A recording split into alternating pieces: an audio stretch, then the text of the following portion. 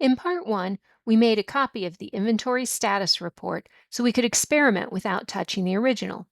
In part two, we added financial columns to work with. Now, we'll use filters to explore that data and figure out which columns are actually giving us useful information. The first thing I notice when I look at the report is that there are a lot of zeros, and those aren't very helpful. So let's filter those out. I'll click the filter icon on the on-hand value column and choose greater than. Then I'll enter a 0 or a value that makes sense. That's already much cleaner.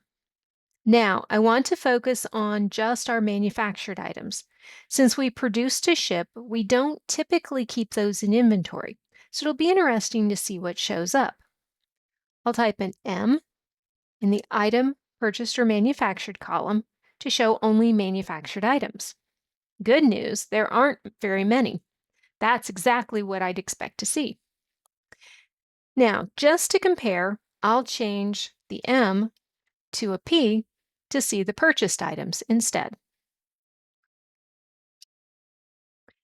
In just a few steps, we've gone from a report full of zeros to a focused item type financial view.